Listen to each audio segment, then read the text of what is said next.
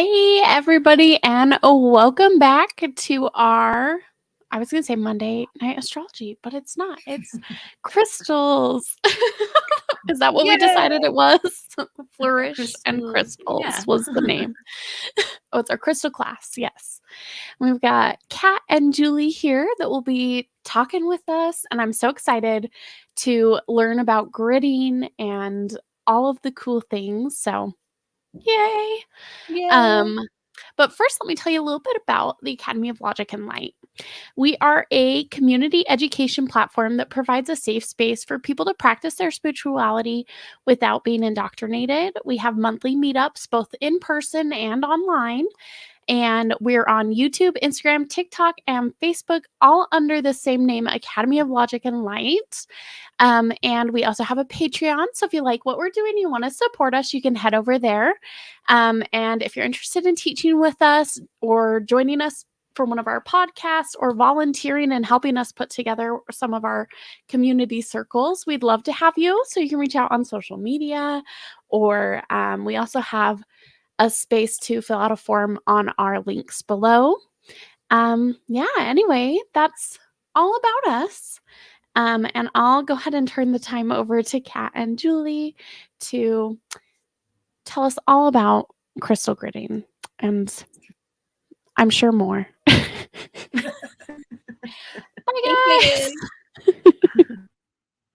We're officially in Gemini season.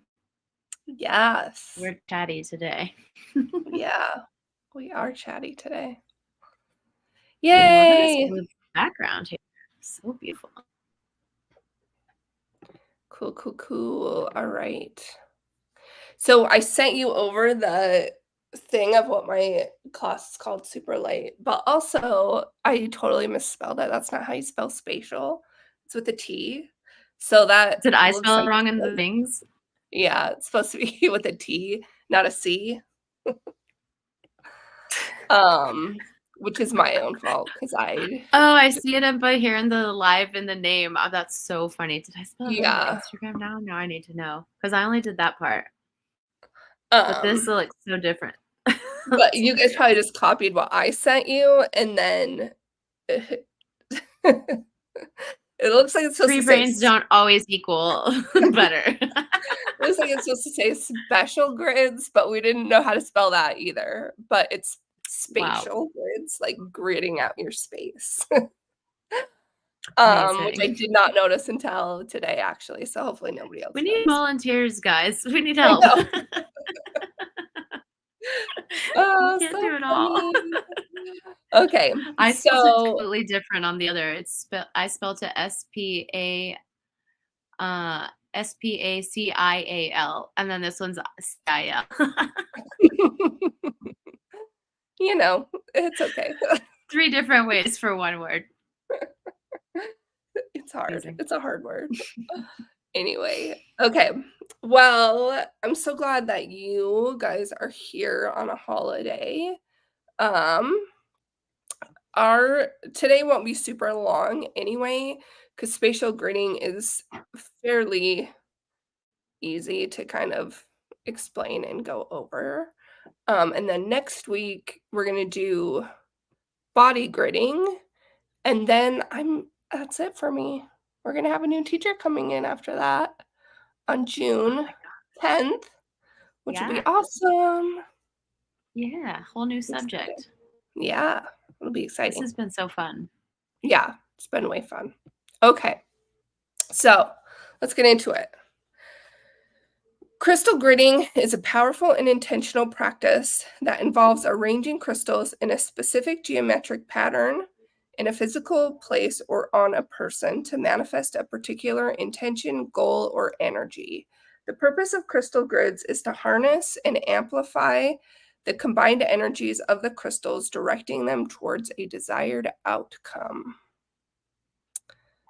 Okay, so the key elements of crystal gridding are intention, geometry, a central crystal, surrounding crystals, and then the activation.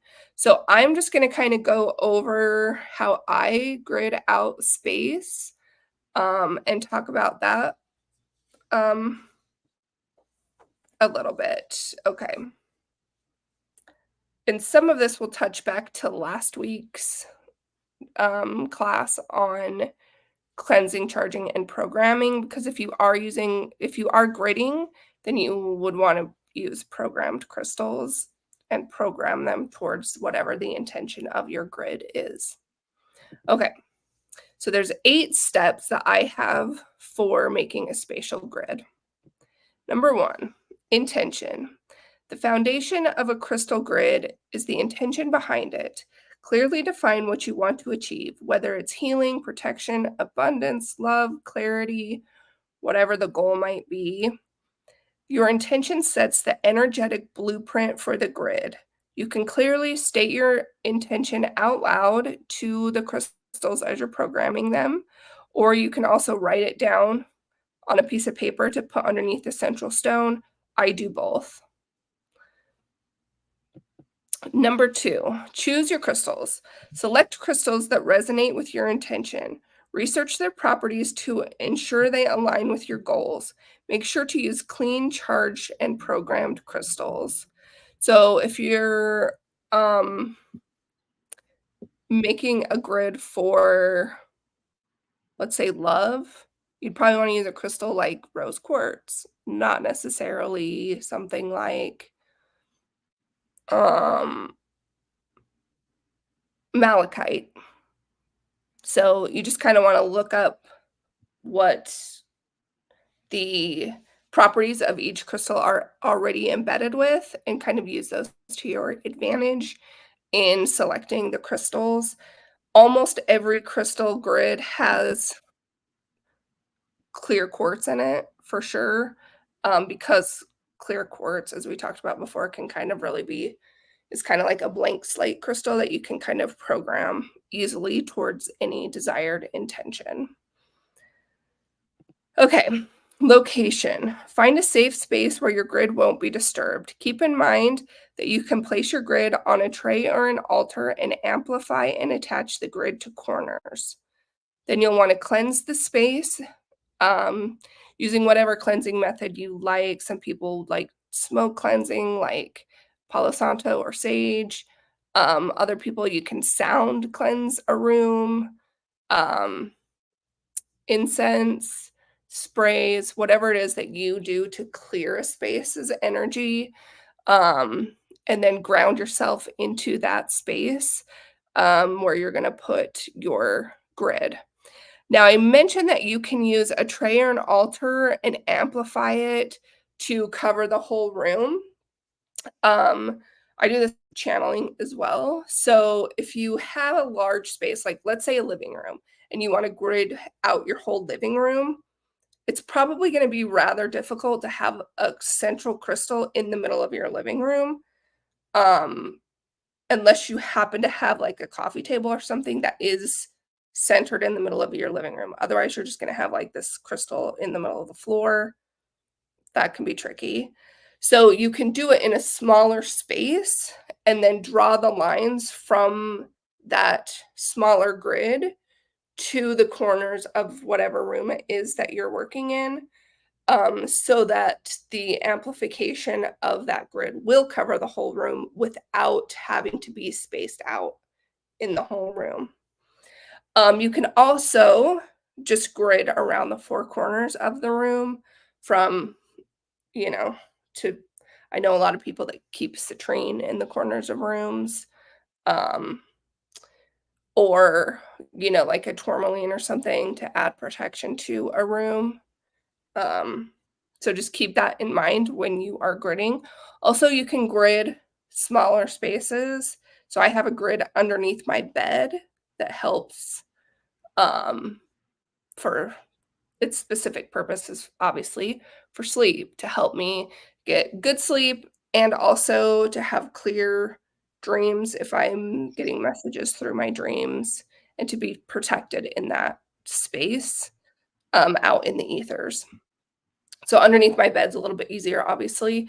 No one really goes under there. Every once in a while, the cats will try to get under there and play with the things, but they're learning. Okay. Next is the geometry. Crystal grids are often arranged in patterns based on sacred geometry, which are geometric shapes that are believed to hold spiritual significance and higher vibrational energy. Common shapes include circles, hexagons, the flower of life. There's a lot of them.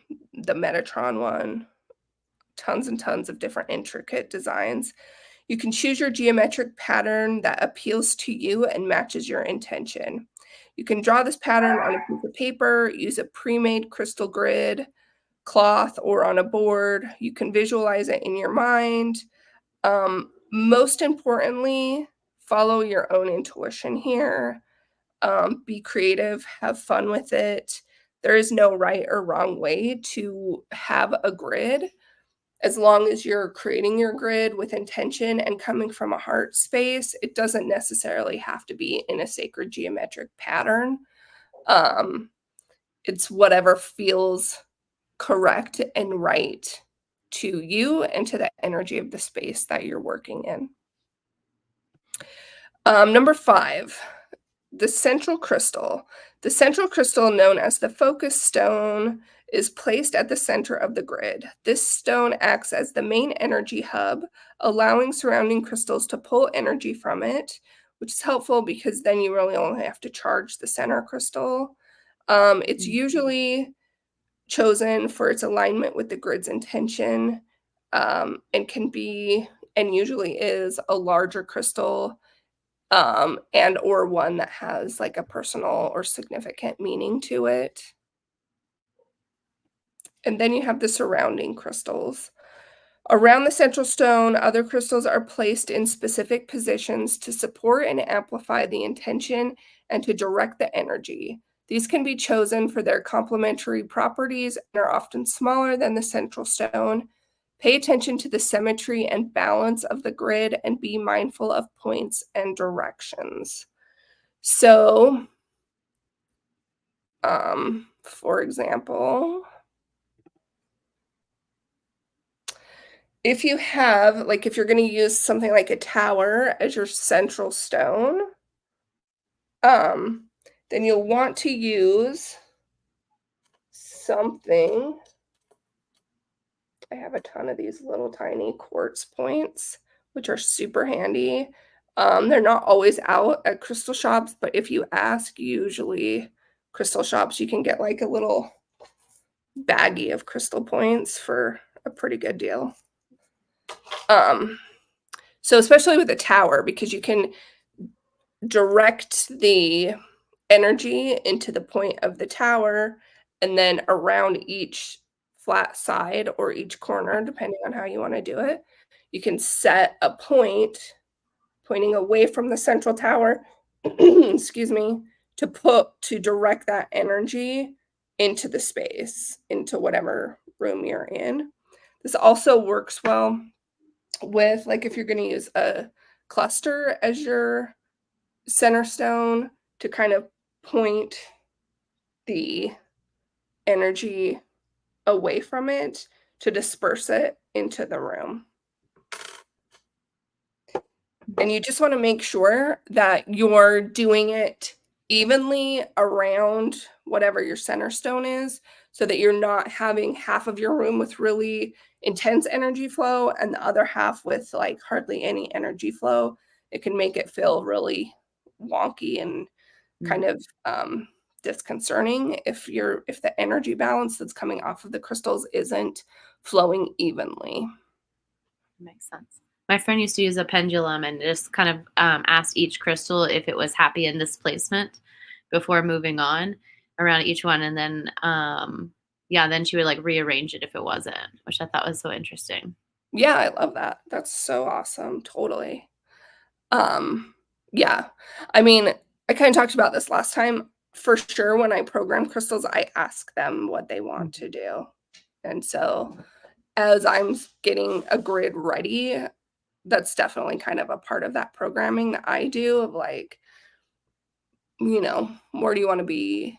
How do you want to be? Are you cool with this job? Whatever it is. Yeah. All right. Then we have the activation. Visualize your intention as though it has already occurred as you lay out the grid.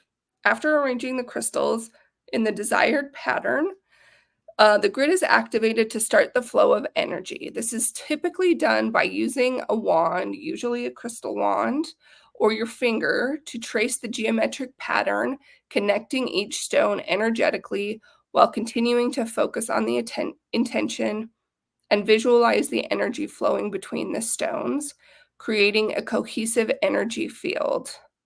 You kind of want to think of it as like when you're using if you're using your finger or a crystal wand, right? You're like tracing down, okay, I want to pull energy from the ethers. It's going to come through this crystal into this space. It's offering me insight or clarity, whatever it is, drawing the line to each crystal from whatever the starting point is all the way out down the whole grid. So like on this one, for example, you're pulling a line from here, going back to the starting point from here, starting point here, all the way around, so that all of the energy is being pulled from this central stone. Like you don't want to go from the central stone out and then around the circle, unless that's how you want your energy to be flowing, is only this crystal pulling from the center stone, then giving to this one, this one's giving to this one, this one's giving to this one. So you kind of just have to imagine it as whatever crystal you are lining up, that's how the energy flow is going to go. So I would go here, here, and then out into the space. Here, here, and then out into the space. Same kind of with this one over here. So this one is on a chakra board, so you can kind of see the body underneath. So it's, this is more of a body grid on a board, which is great. So in something like this, you don't necessarily have to draw the line because it's representing you as this body and then each of the chakra stones on there. But just imagine it, if you're gridding a room, as you're kind of creating this energetic net across the whole room to either capture energy or disperse energy. So you just want to make sure that you're netting the room in a consistent pattern. And then when I finish laying out the whole grid, I'll take a minute to just kind of connect with each crystal, giving it gratitude, and then giving gratitude to the whole grid for its place and willingness to support and assist me in whatever that the specific goal is. Okay, and then maintaining the grid. Leave the grid undisturbed in a place where it can continue to work. You may choose to meditate near it, spend time focusing on it daily or periodically, and you do need to reactivate it from time to time to keep the energy flowing. So that's why it's kind of helpful to have a central stone, because especially if it's like a clear quartz, we kind of talked about this last time, a clear quartz can give energy to other crystals, but it does need to be recharged, which is great. You can put a selenite plate underneath or something like that. And then this is also where sound comes in handy for cleansing and recharging that grid. And then sprays, we talked about that last time too. If you have a crystal spray, also great for cleansing and recharging grids, so that you don't have to pick up the whole grid and reset it again, which you can. And also when I activate and lay out a grid, I kind of give a timeline of, like, I'll ask usually the center stone, how long do you think you can go before you need to be recharged, or before you want me to reset this grid? Sometimes it'll be like a week, and sometimes a week is all you need. Mm-hmm. Sometimes it will be, a month. A good thing to do if you have a ritual practice around full moons and new moons anyway is to reset your grids. Like you do, like putting out your moon water, reset your grids on a full or a new moon if you have a grid that you want to use long-term, like a home protection grid or something like that. So kind of keep those in mind. Hold on one second. Okay. So there are some great benefits to crystal gridding. First of all, they amplify the energy. Combining multiple crystals in a grid amplifies their individual energies, creating a more powerful and focused energetic field. Manifestation. Crystal grids are often used to manifest specific desires or goals by harnessing the laws of attraction and the power of intention. Healing and balance. Grids can promote physical, emotional, and spiritual healing by creating a balanced and harmonious energy environment. And crystal grids can enhance meditation, deepen spiritual practices, and support personal growth and transformation. I was just going to briefly, I didn't make a slide for this, but just kind of briefly cover some of the most popular crystals for crystal gridding are clear quartz, amethyst, rose quartz, citrine, black tourmaline, and selenite. I would recommend that in every crystal grid that you do, having at least one protection stone like a black tourmaline and a selenite, because the selenite, since it is self-cleansing, will help keep your grid charged longer. And especially if you're grading for something like protection, it's going to help cleanse out that energy faster and a little bit easier, I think. Crystal grading is a versatile and powerful tool that can be tailored to your unique needs and intentions. By thoughtfully arranging and activating your crystals, you can create a focused and dynamic energy field to support your goals and enhance your spiritual practice. Yay! Also, I was going to say, and this book that I have is next week when we go over like body gridding, you'll kind of see, because I'm going to try to find somebody this week that I can do body grids on and take pictures of so that I can share them, because Canva doesn't really have any good examples of that in their stock photos, which is fine. I was thinking about sharing some of my spatial grids, but I just didn't feel great about putting my For security reasons. Yeah, on the internet. So that's kind of why I just did these kind of stock spatial grids here. However, what I was going to say is you can use a body grid as a spatial grid and vice versa, depending on whatever the intention is or whatever you're looking to accomplish. One of the best books that you can ever get on gridding is Love is in the Earth by Melody. There's two of these. I think this is her second one, the updated one. But it has like tons of different, well, information for sure, but a grid layout for almost every single thing. It even has like grid layouts for every single astrological sign. So if there is like, and planet. So like here's the layout for Neptune.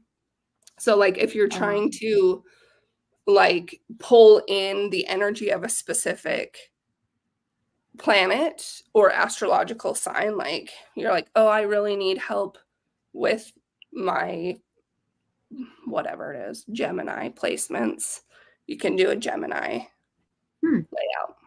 That's so cool. Yeah, and then there's just a whole bunch of other ones. This one's like higher self life force grid. Anyway, so it's called Love is in the Earth, the Laying On of Stones, updated, and the author's name is Melody. I think I just got this on Amazon. So as well. Anyway, yeah, if you want to get more into gridding, I highly recommend that book. It's phenomenal and also super informational. It has like a whole bunch of information in the beginning about sacred geometry and how grids work and energy amplification and all that kind of stuff. So cool. All right, let's talk about why aren't you going over? It's a different slideshow. It shouldn't be. It should just be my next slide. Technology's been glitchy today. Boy, oh boy.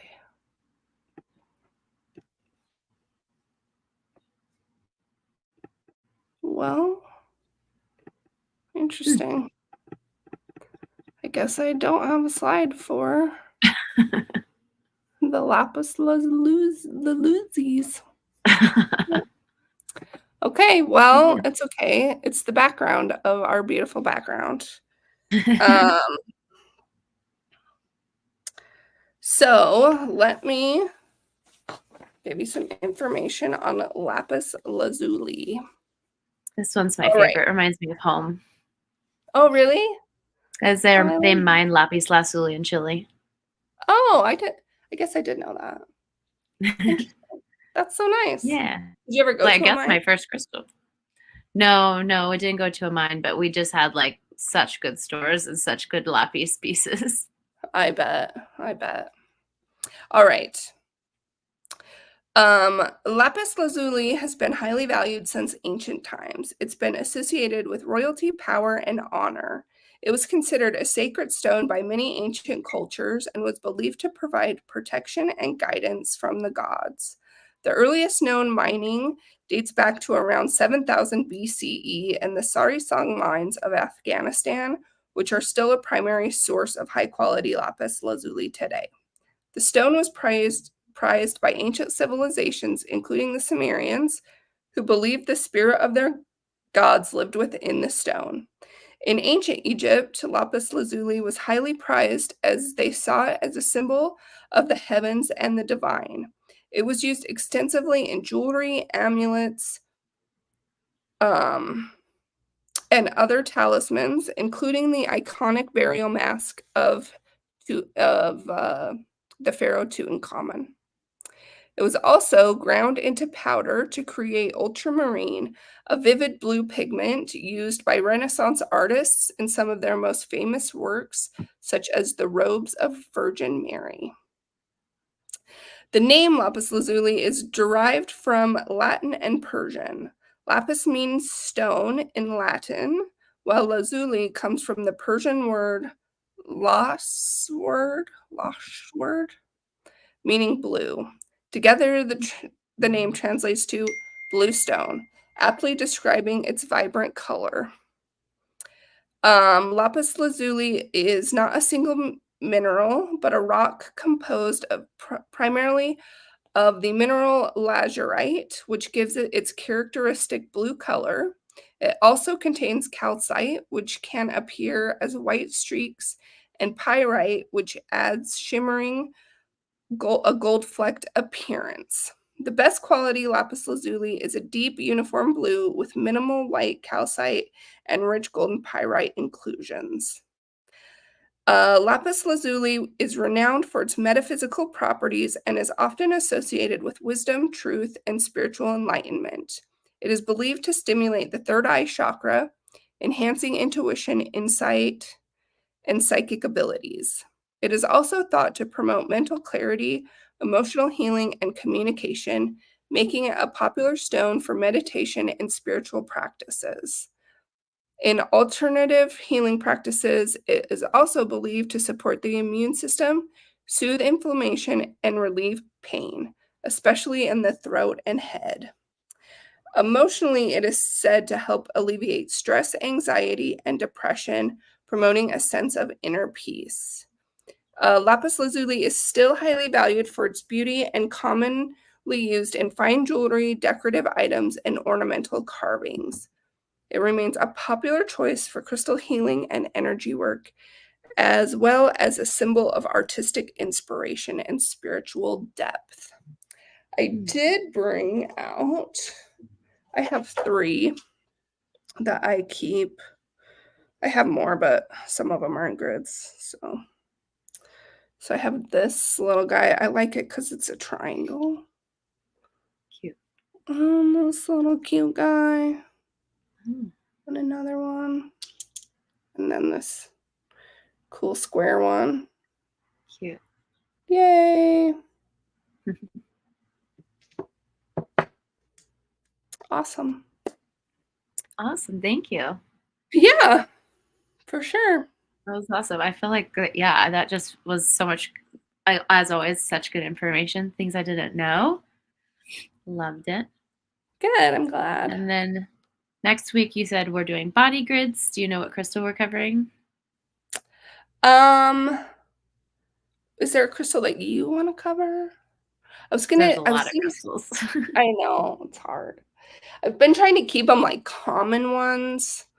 So that when people watch these, it's like I'm not going into crazy crystals, and they're pretty easy. Like the crystals are pretty easy to get from just about anywhere. Maybe I'll do citrine.